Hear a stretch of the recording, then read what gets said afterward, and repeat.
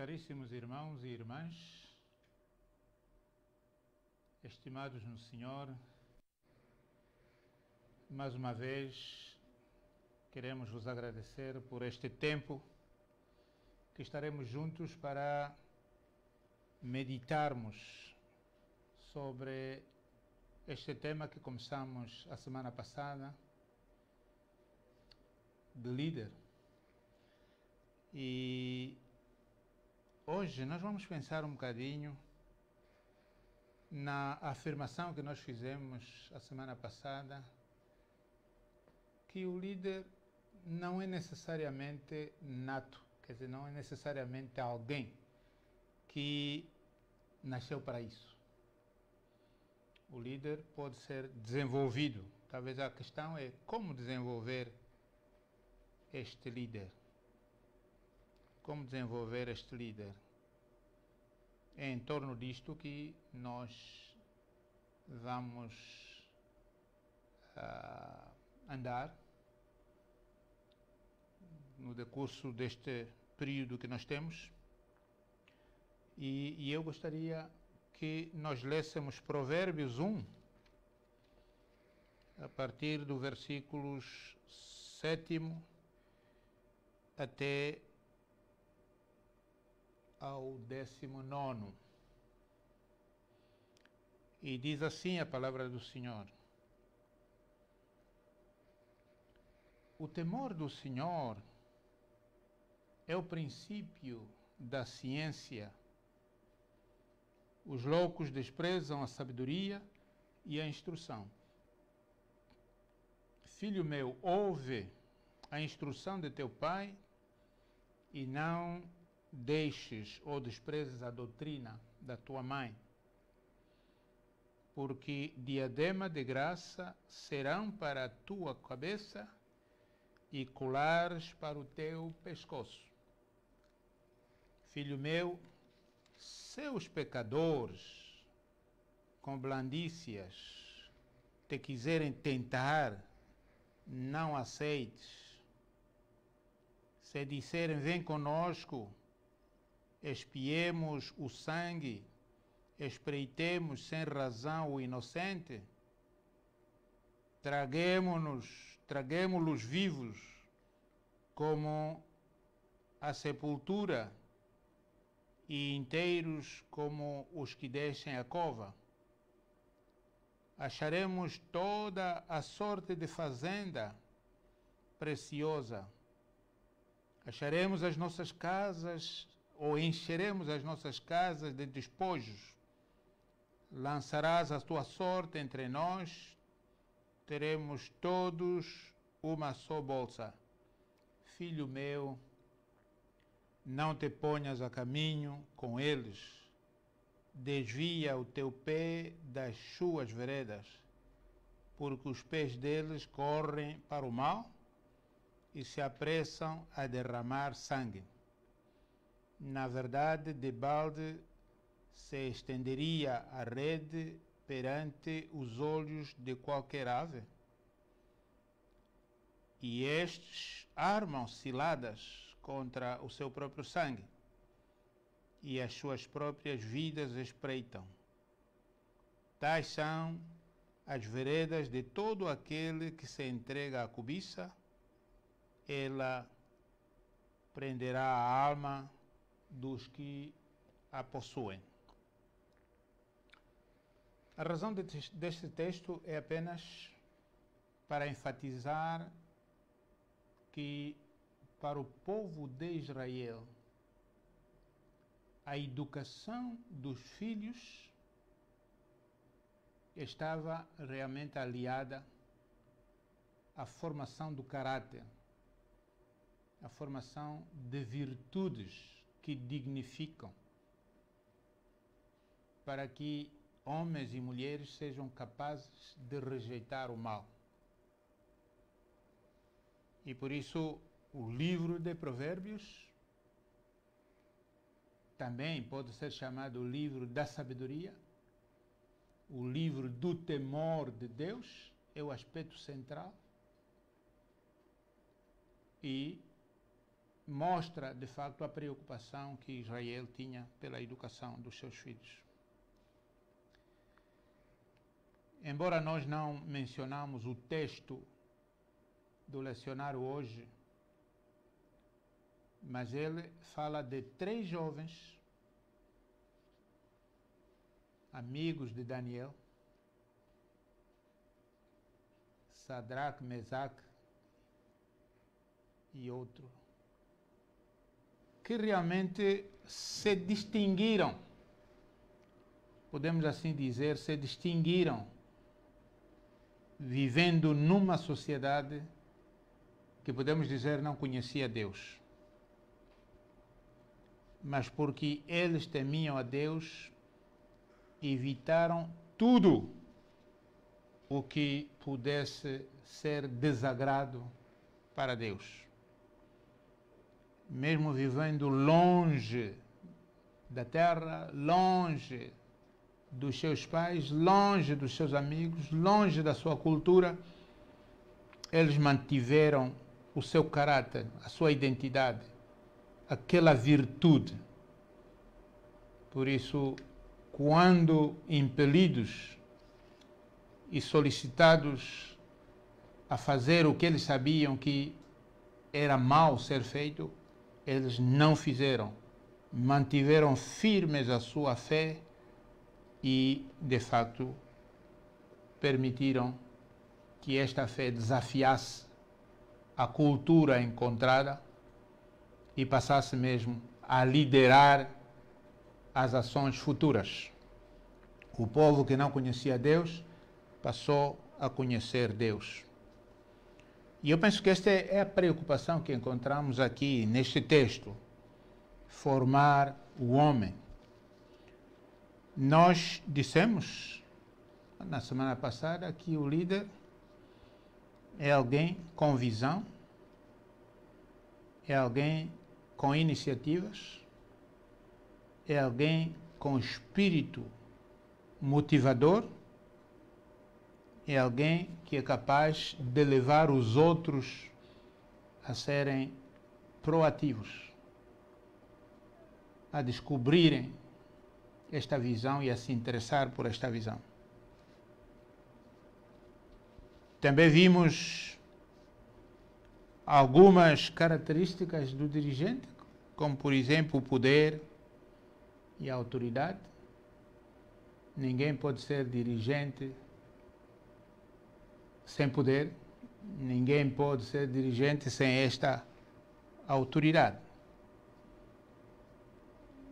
O poder nos é conferido e a autoridade é realmente a capacidade de exigir que os outros obedeçam aos nossos comandos. Por isso, por esses instrumentos, o líder sugere, motiva, encoraja e faz com que aqueles que o seguem realmente façam, implementem e utilizem o líder como um modelo. Um aspecto também importante é que, de facto, um bom líder é alguém que inspira a ser seguido. Por isso os líderes têm sempre seguidores. Agora, como é que se desenvolve um líder? Nós trazemos aqui outra vez a importância da educação. E talvez podemos realmente dizer que, como o líder não nasce, o líder é desenvolvido pela sociedade, no contexto em que realmente ele se desenvolve. Por isso, há vários aspectos que contribuem para a formação de um líder, mas um deles é realmente o sistema de educação que essa sociedade põe à disposição dos seus jovens, dos seus filhos, para que, de facto, os dons sejam desenvolvidos, as vocações sejam desenvolvidas e realmente o líder apareça.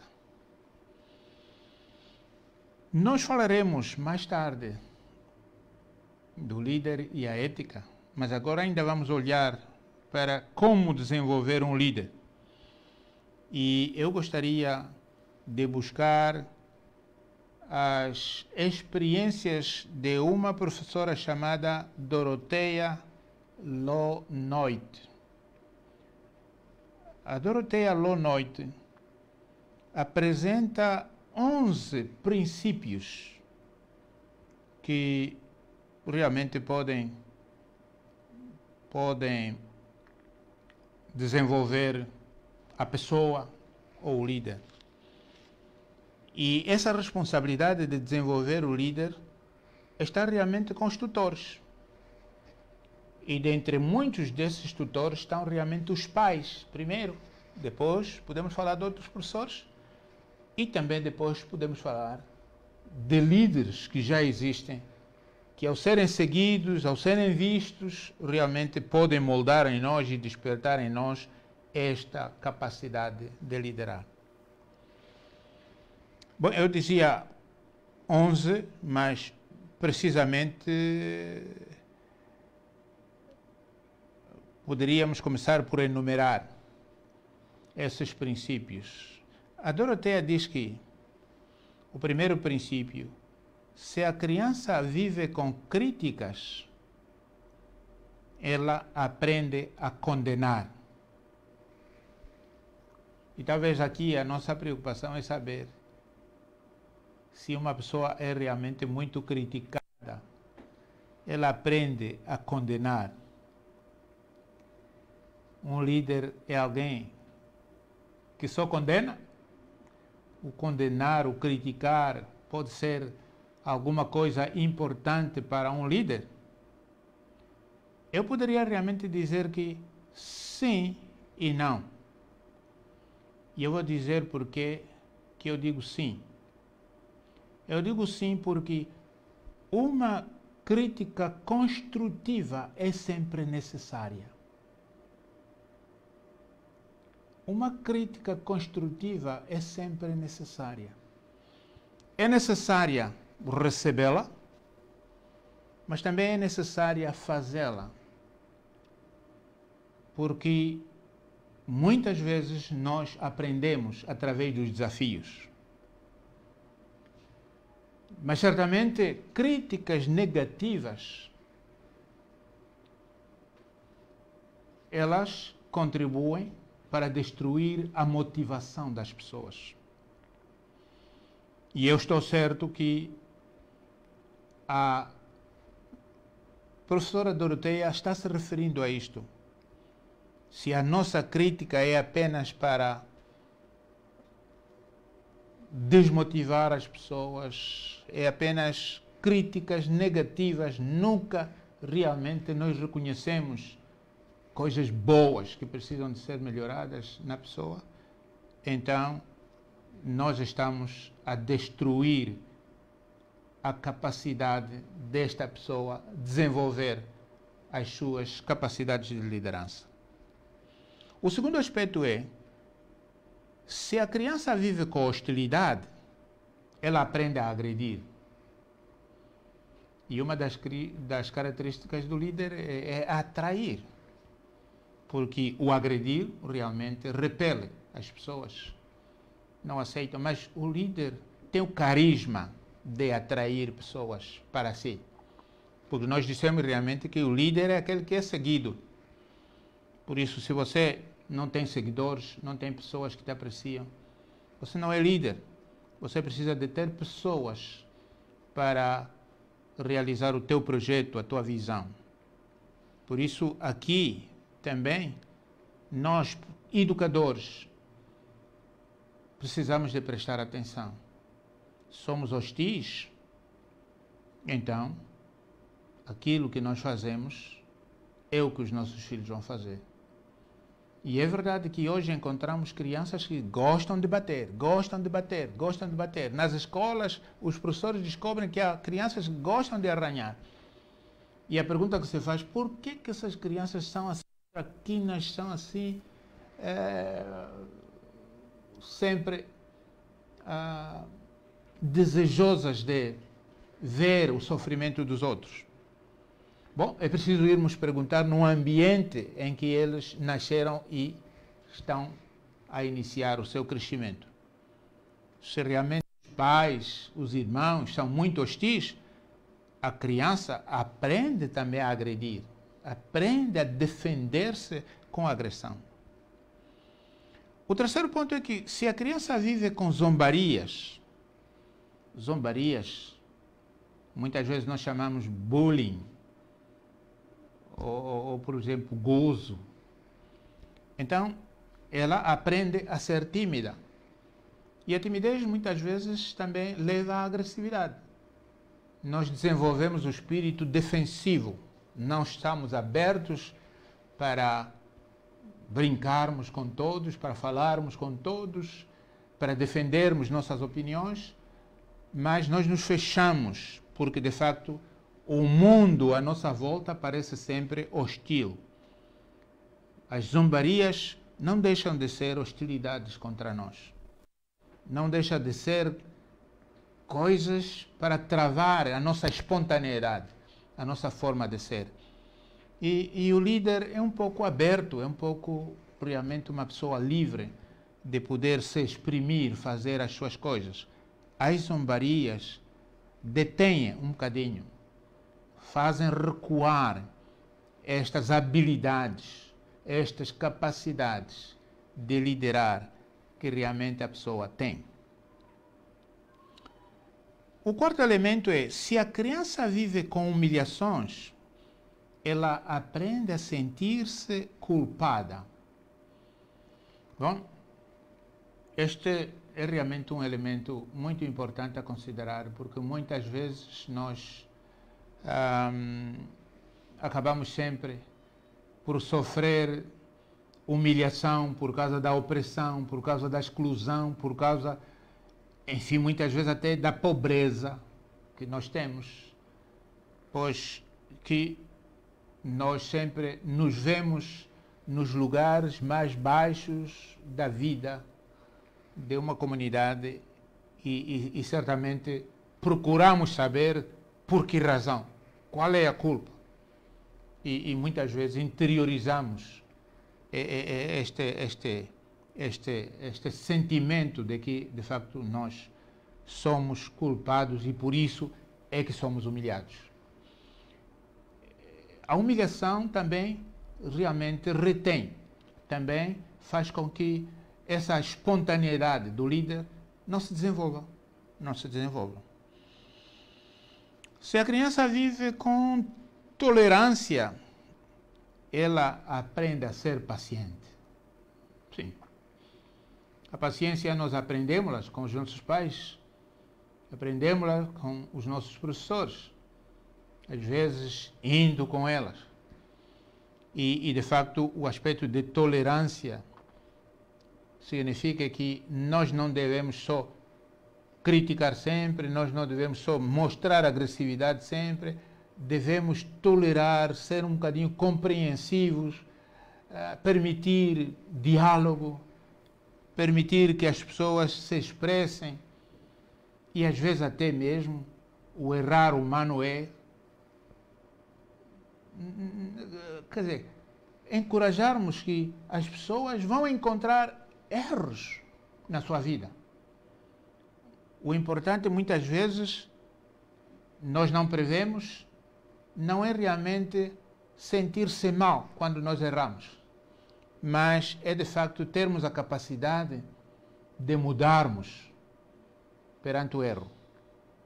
Termos a capacidade de aprendermos com o erro para não cometer o outro erro. E por isso, se nós agimos com tolerância para as nossas crianças, para os nossos filhos, eles realmente também aprendem a não responder espontaneamente ou bruscamente, mas a terem um pouco de paciência e também terem capacidade de analisar antes de responder, de analisar antes de agir. E por isso eles ganham esta virtude que é a paciência e também a tolerância. Se a criança vive com incentivos, ela aprende a ser confiante. Sim, os incentivos também devem ser doseados, não devem ser demasiados. Mas é sempre bom incentivar a criança, agradecê-la pelo bem que faz, encorajá-la naquilo que ela considerar impossível, mas nosso toque de encorajamento pode realmente torná-lo vitorioso. Por isso, essa criança que vive com incentivos, não, tu podes, consegues fazer isso. Isto pode ser difícil, mas você vai ser... E também ser agradecido sempre que consegue as vitórias. Ele desenvolve um caráter mais relaxado, mais confiante, que tem certeza sempre de vitória. Agora, se a criança vive com elogios, ela também aprende a apreciar. Uma criança que é sempre reprovada, quer dizer, nada faz que mereça elogio da parte dos seus mais velhos, pais, mães, e irmãos e professores, realmente ela recalca-se e desenvolve a ideia de que não serve para nada, porque tudo o que faço realmente não merece agradecimento, não merece reconhecimento. E se isso acontece na sua vida, ele também acaba por não reconhecer o bem que os outros possam fazer. Por isso, acaba por ser uma pessoa que não se interessa em apreciar o que é bom e agradecer aquilo que os outros fazem de bem. Porque também ninguém lhe ensinou a agradecer o que ela faz, a encorajá-lo a fazer. E então, isto pode desenvolver um caráter, quando acidentalmente essa pessoa se torna líder, um aspecto de só esperar que os outros digam, está muito bom, está muito bom, está muito bom para si. Mas este líder nunca é capaz de reconhecer, de apreciar o trabalho dos outros, porque não aprendeu a receber esses elogios, a receber esses agradecimentos por parte daqueles com que ele convive. E a oitava é que se a criança vive com retidão, ela aprende a ser justa. A justiça não é apenas aquilo que devemos praticar com os outros, mas também aquilo que nós recebemos. E para Deus essa justiça é distributiva, não é somente retributiva. Ela está aliada ao amor.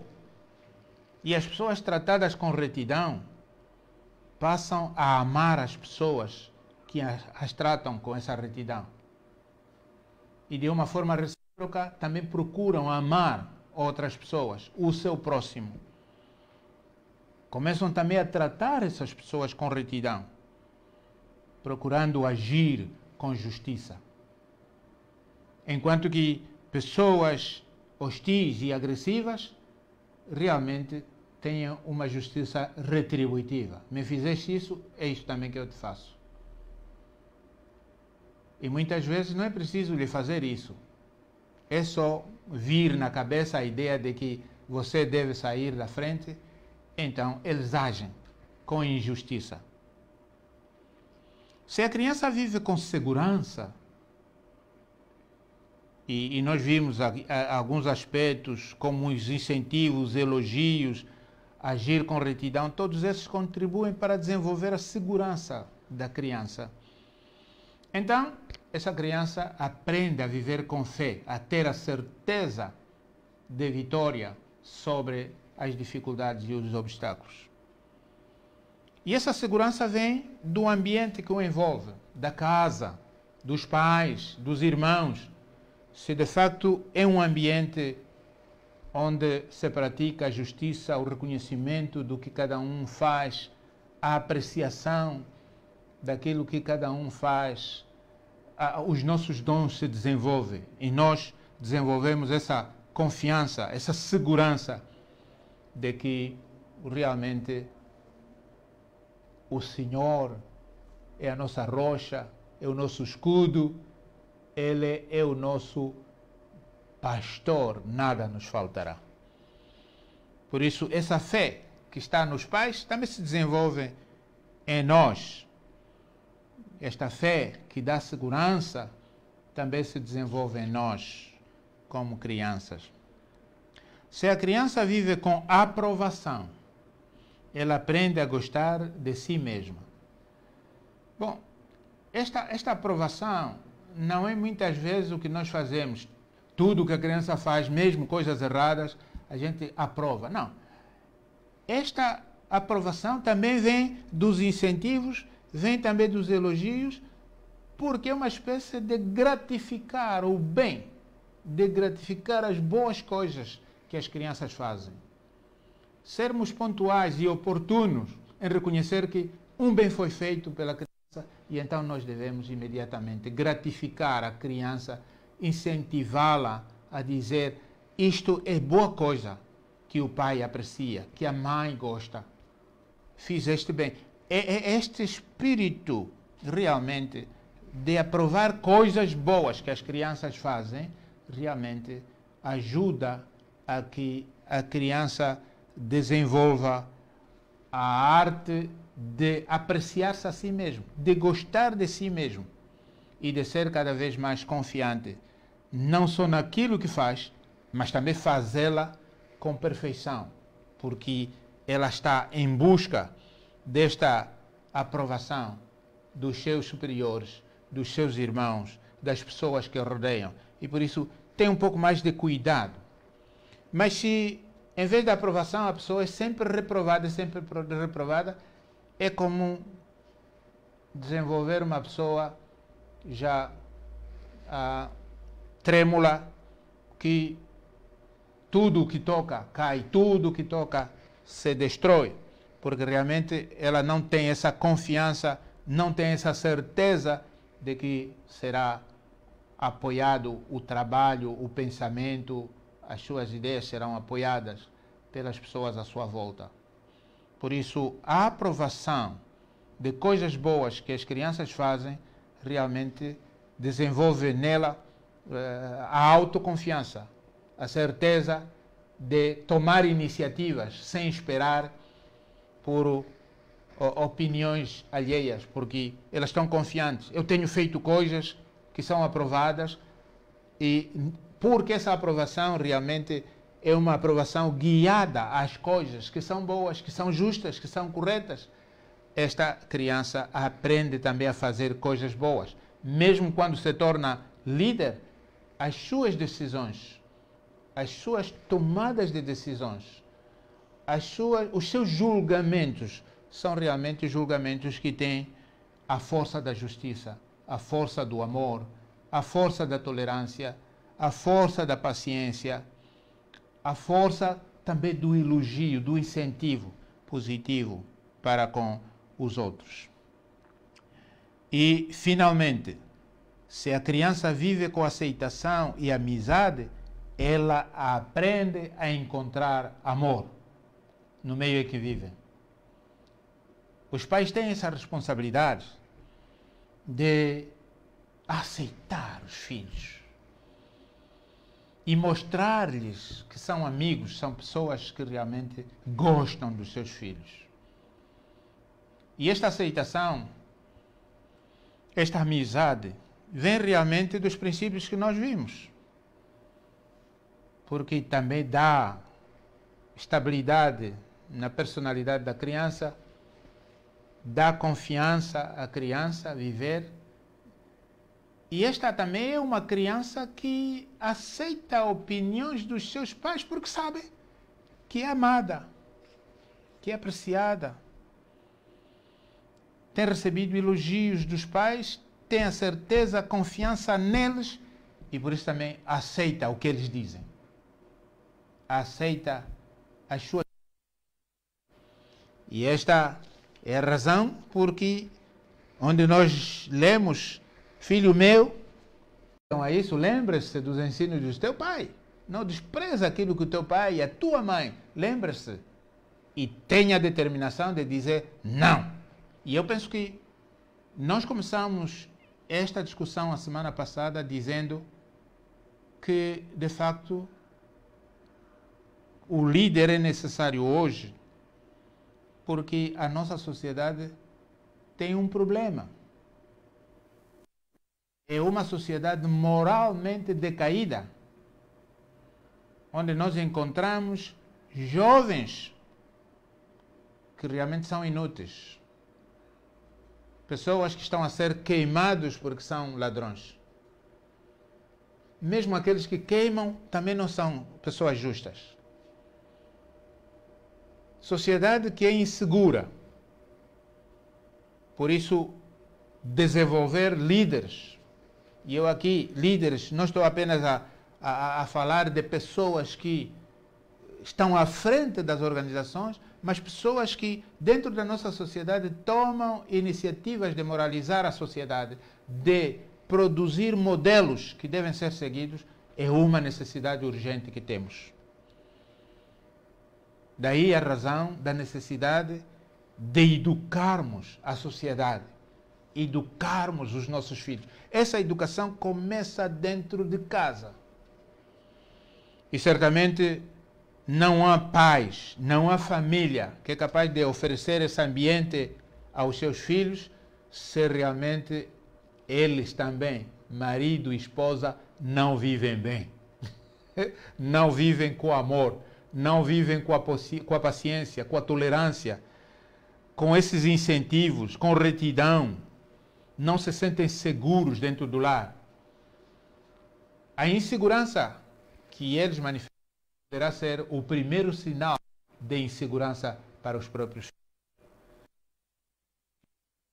O modo de vida que é mau dos pais pode inibir as capacidades das crianças de poderem ser líderes que nós procuramos, líderes que nós desejamos.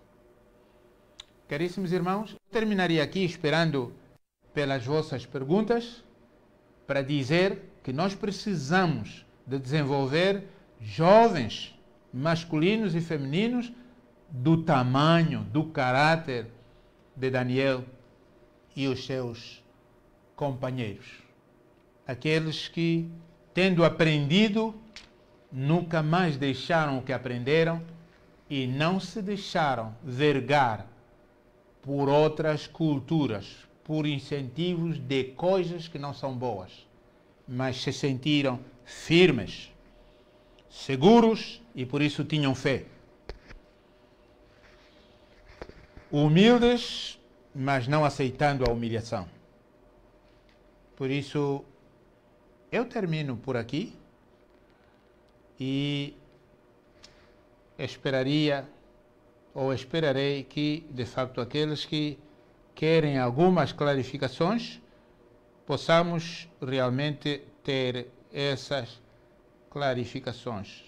É verdade que na semana passada havia algumas questões que apareceram mais tarde. Nós terminamos em falar sobre a liderança feminina na IECA, e certamente todos conhecem que a IECA é uma igreja aberta ao desenvolvimento da mulher em pé de igualdade com os homens. As mulheres podem ser dirigentes em todos os níveis. Por isso, o desafio que nós temos também é incentivá-las, é animá-las, para que elas sintam-se na posição de buscar essas oportunidades e desenvolver as suas habilidades de liderança dentro da igreja em todos os níveis e também grupos de interesse. Houve um comentário de que a liderança sábia é aquela que inspira nos seus liderados a vontade de continuar o trabalho começado, que se deixam tocar, que inspiram, que o mais importante é pensar no bem maior, que pode ser a instituição, e não em cargos. Por isso, não deixa de ser verdade. E nós dissemos realmente que o líder deve ser sempre alinhado com a visão, com o objetivo. deve sempre agir em busca da realização da visão e também dos objetivos e estratégias realmente estabelecidos. Esse alinhamento faz com que nós realmente não nos desviemos do caminho e também não nos sobrepomos aos interesses que realmente nós gostaríamos de ter, mas nós realizamos os objetivos realmente que estão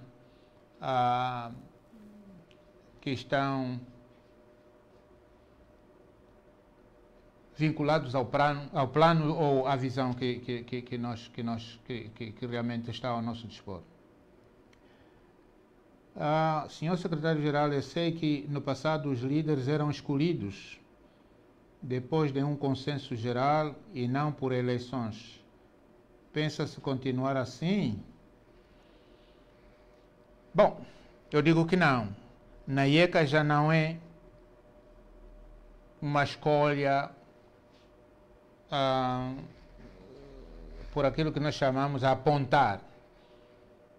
Mas, certamente, nós temos candidatos e os candidatos são, de facto, apontados pelas congregações. E como as congregações são várias, nós podemos ter vários candidatos. Esses candidatos apresentam os seus programas e os programas são apreciados e é na base desses programas que realmente os candidatos são eleitos, são peneirados e depois eleitos.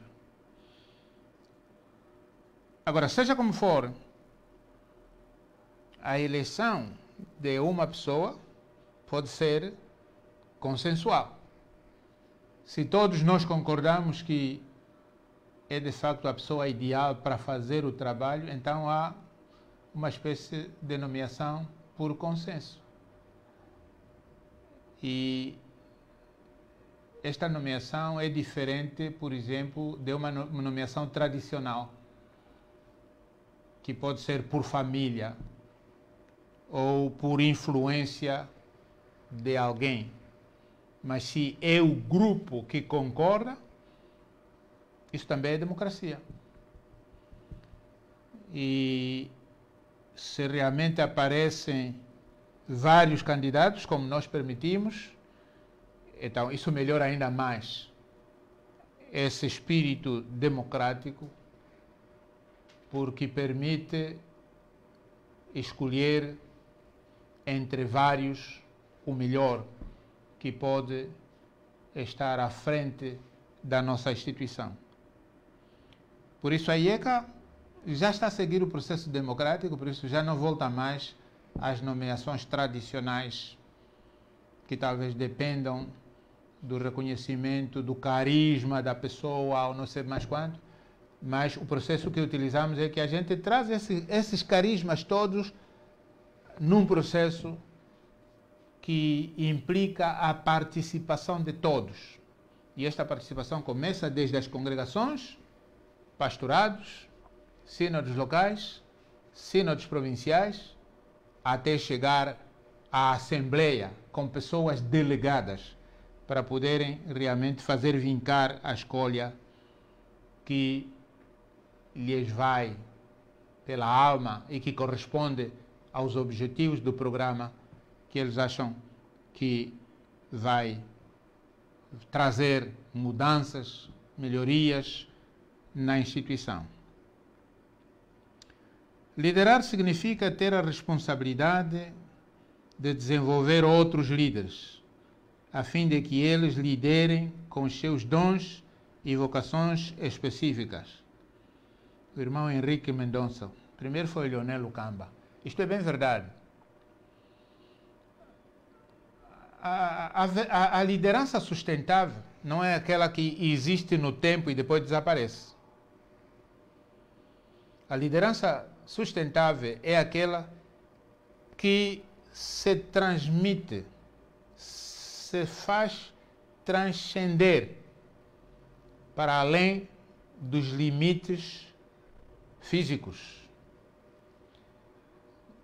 O que é que isso quero significar com isso? A liderança sustentável é aquela que é capaz de desenvolver outras lideranças capazes de continuar a visão, capazes de realizar os objetivos que nos aproximam dessa visão. Porque geralmente a visão não se esgota numa só liderança. A visão, especialmente da igreja, é uma visão quase que eterna, mas atingível ou tangível. E por isso podemos realmente dizer que sim, o bom líder é aquele que prepara líderes. Através do exemplo, sendo visto como modelo para ser seguido, mas também formando mesmo, mandando para as escolas, mandando para lugares onde ele acredita que quando essas pessoas vierem, serão realmente pessoas importantes para levarem a cabo os objetivos que foram traçados, para perseguirem a visão, para manifestarem os seus dons também, e esses dons serem apreciados e serem seguidos. Por isso, o irmão Mendonça tem razão em dizer, de facto, que sim, o líder é aquele que realmente forma os outros líderes. E este foi o papel de Jesus Cristo. Ele sabia que o seu tempo é temporal, o seu tempo é limitado. Ele veio para um objetivo, mas também esse objetivo de morrer na cruz tinha que ser continuado. E por isso ele preparou líderes, os ensaiou. E só os deixou quando ele confirmou que eles podem. E por isso, eu, com o poder do Espírito Santo. Eu penso que Jesus é o que nos ensina como liderar. E certamente a tarefa número 1 não é só mostrar a visão e tentar realmente ir atrás desta visão, mas também preparar pessoas que quando estivermos nos limites da nossa força, a gente sabe que a liderança continua, o processo continua, a busca desse bem-estar, da plenitude da vida continua. Por isso é que Jesus diz, eu estarei convosco até aos confins da terra, mas são vocês que vão realizar, são vocês que foram nomeados para isso. São vocês que foram vocacionados para isso. A um momento do exercício da nossa liderança, temos que nos convencer que o nosso tempo está passando, então outros devem começar a aparecer na plataforma para poderem assumir a responsabilidade.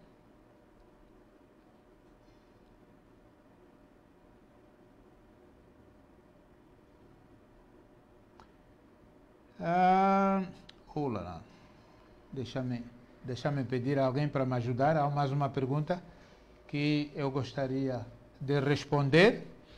Por isso, um momento.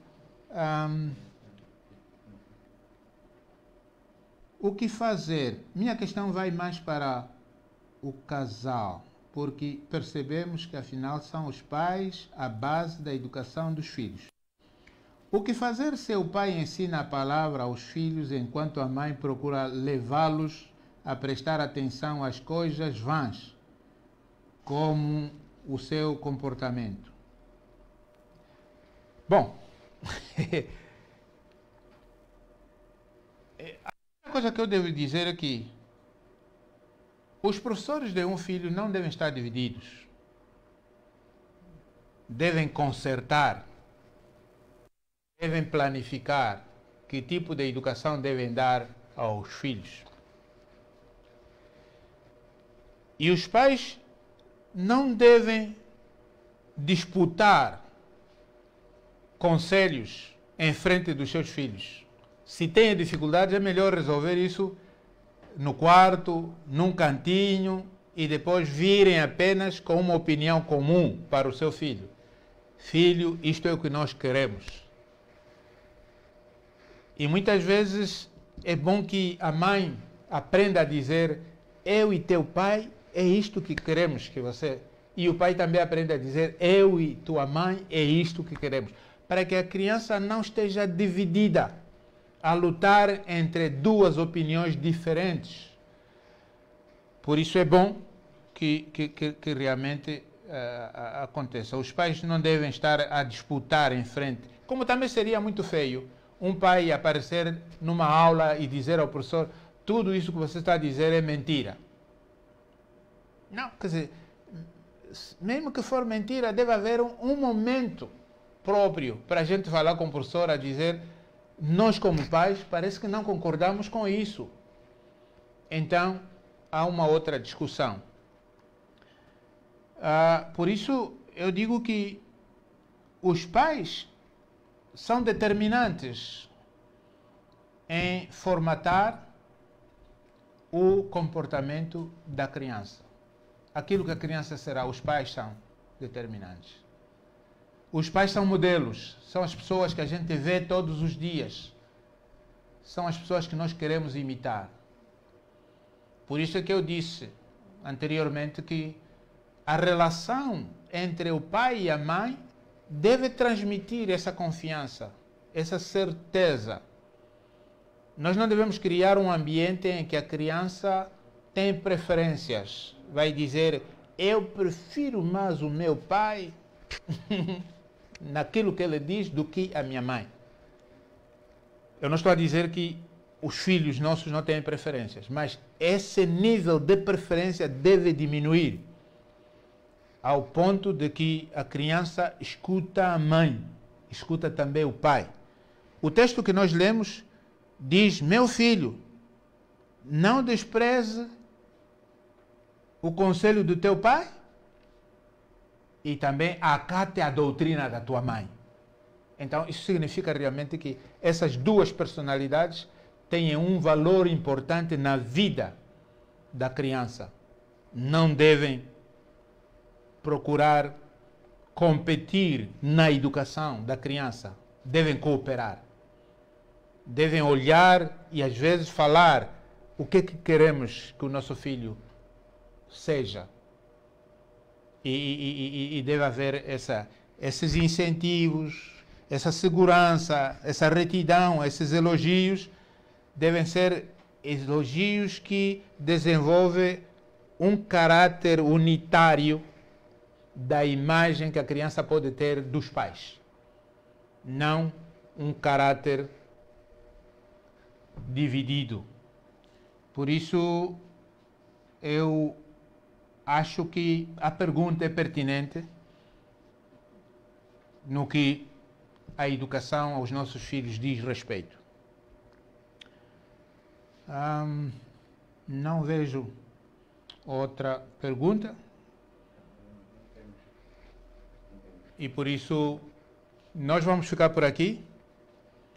Na próxima semana vamos falar um bocadinho sobre o líder e a ética.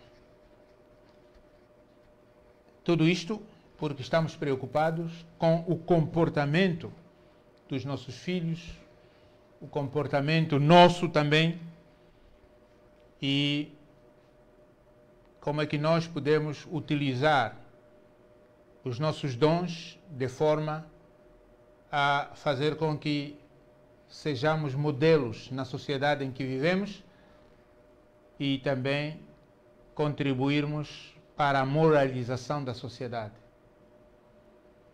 Devemos, de facto, nos comportar de modos a que a nossa sociedade ganhe valores que precisa, para também nos dar segurança, também ser uma sociedade que nos incentiva a fazermos mais e melhor para o desenvolvimento dela e também das nossas famílias. Que Deus nos abençoe e continue a nos proteger, especialmente desta hecatombe e não só, de outras doenças, porque nós queremos que Deus que nos criou conheça a nossa estrutura, conheça as nossas necessidades físicas e por isso Ele coopera para o nosso bem. Oremos. Senhor nosso Deus, nosso bom Pai, nós te damos graças pelo dia que nos destes, pela vida que ainda está em nós e por esta oportunidade que tivemos de estarmos aqui reunidos, falarmos sobre o líder e as suas qualidades. Sim, ó Deus, nós reconhecemos que como pais temos essa responsabilidade de desenvolvermos os nossos filhos de formas a que elas possam temer-te a Ti como único Deus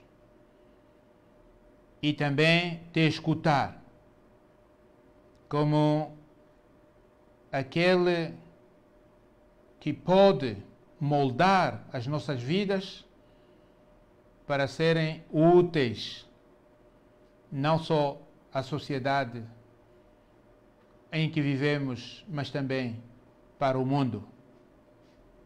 Senhor Deus, nós te rogamos, a seara continua a ser vasta e poucos os obreiros. Por isso te suplicamos, ó Deus, que mande para a sua seara homens e mulheres que possam ser seguidos pelo seu comportamento, pela sua maneira de ser e sirvam de modelos para transformar a nossa sociedade, pacificá-la, a fim de que cada um de nós tenha a responsabilidade da vida do seu próximo.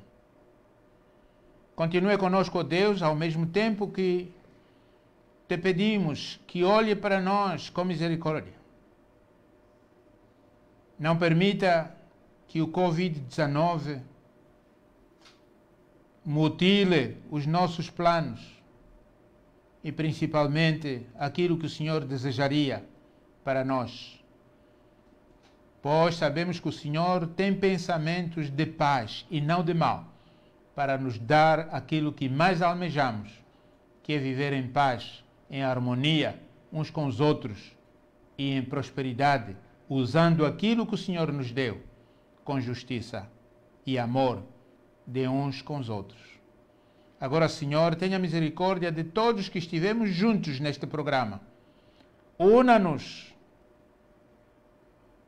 no poder do Teu Espírito Santo, como Teus filhos, a fim de que nós continuemos a refletir sobre tudo isto e, acima de tudo, a Te reconhecer como Deus presente nas nossas vidas, a quem devemos temer e obedecer. A graça de nosso Senhor Jesus Cristo, o amor de Deus Pai e a comunhão do Santo Espírito, se com cada um de nós, com a nossa